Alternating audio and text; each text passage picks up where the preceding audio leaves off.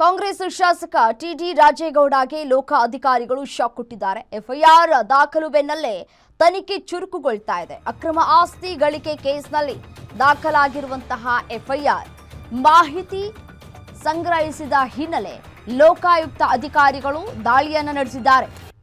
Court ನಿರ್ದೇಶನದಂತೆ ರಾಜೇಗೌಡ ವಿರುದ್ಧ FIR ದಾಖಲಾಗಿದೆ.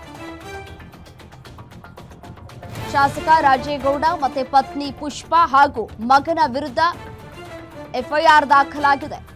ಚುನಾವಣಾ ಆಯೋಗಕ್ಕೆ ತಪ್ಪು ಮಾಹಿತಿಯನ್ನ ಸಲ್ಲಿಕೆ ಮಾಡಿದ್ದಾರೆ ಅಂತ ಹೇಳಿ ಲೋಕಾಯುಕ್ತ ಅಧಿಕಾರಿಗಳಿಗೆ ದೂರನ್ನ ನೀಡಲಾಗಿತ್ತು.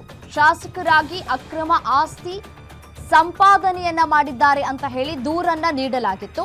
ಚಿಕ್ಕಮಗಳೂರಿನ ಬಸಾಪುರದಲ್ಲಿರುವಂತಹ ರಾಜೇಗೌಡ ನಿವಾಸ ಅಕ್ರಮವಾಗಿ ಆಸ್ತಿ ಸಂಪಾದನೆಯನ್ನ ಮಾಡಿದ್ದಾರೆ ಅಂತ ಹೇಳಿ ಲೋಕಾಯುಕ್ತಕ್ಕೆ ದೂರನ್ನ ನೀಡಲಾಗಿತ್ತು. ಅದರಂತೆ ಇದೀಗ ಎಫ್ಐಆರ್ ದಾಖಲಾಗಿದೆ. ರಾಜೇಗೌಡರ ನಿವಾಸದ ಬಳಿಯಿಂದಲೇ ನಮ್ಮ ಚಿಕ್ಕಮಗಳೂರು ರಿಪೋರ್ಟರ್ ಭರತ್ ಪ್ರತ್ಯಕ್ಷ ವರದಿಯನ್ನ ನೀಡಿದ್ದಾರೆ. ಬನ್ನಿ ನೋಡೋಣ.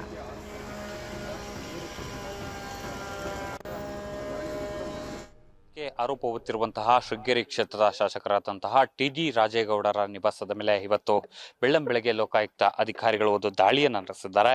ಏನು ಅಕ್ರಮ ಆಸ್ತಿಗಳಿಗೆ ಸಂಬಂಧಪಟ್ಟಂತೆ ಈ ಹಿಂದೆ ಒಂದು ಪ್ರಕರಣ ದಾಖಲಾಗಿತ್ತು. ಸೊ ಆ ಒಂದು ಪ್ರಕರಣ ಒಂದು ತನಿಖೆ ನಡೆಸಿದಂತಹ ಲೋಕಾಯುಕ್ತ ಅಧಿಕಾರಿಗಳು ಬಿ ರಿಪೋರ್ಟ್ ಅನ್ನು ಹಾಕುವಂತ ಒಂದು ಕೆಲಸವನ್ನ ಮಾಡಿದ್ರು. ಅದಾದ ನಂತರದಲ್ಲಿ ಅದನ್ನ ಪ್ರಶ್ನೆ ಮಾಡಿ ಏನು ಬಿಜೆಪಿಯ ಮುಖಂಡರಾದ ದಿನೇಶ್ ಎಂಬುವರು ಒಂದು ಜನಪ್ರತಿನಿಧಿಗಳ ನ್ಯಾಯಾಲಯದಲ್ಲಿ ಮೇಲ್ಮನವಿಯನ್ನ ಸಲ್ಲಿಸಿ ಈ ಒಂದು ಪ್ರಕರಣಕ್ಕೆ ಮತ್ತೆ ಮರುಜೀವ ತರುವಂತ ಒಂದು ಕೆಲಸವನ್ನ ಮಾಡಿದ್ರು. ಇದಾದ ನಂತರದಲ್ಲಿ ಜನಪ್ರತಿನಿಧಿಗಳ ನ್ಯಾಯಾಲಯದ ಆದೇಶದ ಮೇರೆಗೆ ಇದೀಗ ಮತ್ತೆ ಒಂದು ಲೋಕಾಯುಕ್ತದಲ್ಲಿ ಎಫ್ಐಆರ್ ದಾಖಲಾಗಿರುವಂಥದ್ದು. ಹಾಗಾಗಿ ಏನು ಟಿಡಿ ರಾಜೇಗೌಡರು ಏನಿದ್ದಾರೆ, ಸೊ ಇವರಿಗೆ ಸಂಬಂಧಪಟ್ಟಂತಹ 4 ಕಡೆಗಳಲ್ಲಿ ಅಂದ್ರೆ ಏನು ಬಾಳೆಹೊನ್ನೂರು ಮತ್ತು ಅವರ ಮೂಲ ನಿವಾಸವಾಗಿರತಂತಹ ಚಿಕ್ಕಮಗಳೂರು ತಾಲೂಕಿನ ಒಂದು ಬಾಸಾಪುರ ಏನಿದೆ, ಸೊ ಆ ಗ್ರಾಮದಲ್ಲಿ ಇರತಕ್ಕಂಥ ನಿವಾಸ, ಅದರ ಜೊತೆಗೆ ಬೆಂಗಳೂರು ಸೇರಿದಂತೆ ಒಟ್ಟು 4 ಕಡೆಗಳಲ್ಲಿ ಈಗಾಗಲೇ ಏಕಕಾಲಕ್ಕೆ ಒಂದು ಅಧಿಕಾರಿಗಳ ತಂಡ ದಾಳಿಯನ್ನು ನಡೆಸಿದೆ. ಜೊತೆಗೆ ಅವರಿಗೆ ಸಂಬಂಧಪಟ್ಟಂತಹ ಅಂದ್ರೆ ಏನು ಅವರ ಕುಟುಂಬಸ್ಥರಿಗೆ ಸಂಬಂಧಪಟ್ಟಂತಹ ಕೆಲ ಮೂಲ ದಾಖಲಾತಿಗಳು ಮತ್ತು ಚರಾಸ್ತಿ ಇರಬಹುದು ಮತ್ತು ಸ್ಥಿರ ಆಸ್ತಿ ಮತ್ತು ಬ್ಯಾಂಕ್ ದಾಖಲಾತಿಗಳು ಮತ್ತು ಅವರ ಮೇಲೆ ಏನು ಆರೋಪ ಬಂದಿದೆ, ಸೊ ಅಕ್ರಮ ಆಸ್ತಿಯನ್ನ ಖರೀದಿ ಮಾಡಿದ್ರು ಅಂತಕ್ಕಂಥ ಒಂದು ಆರೋಪ ಬಂದಿದೆ. ಸೊ ಅದಕ್ಕೆ ಸಂಬಂಧಪಟ್ಟಂತಹ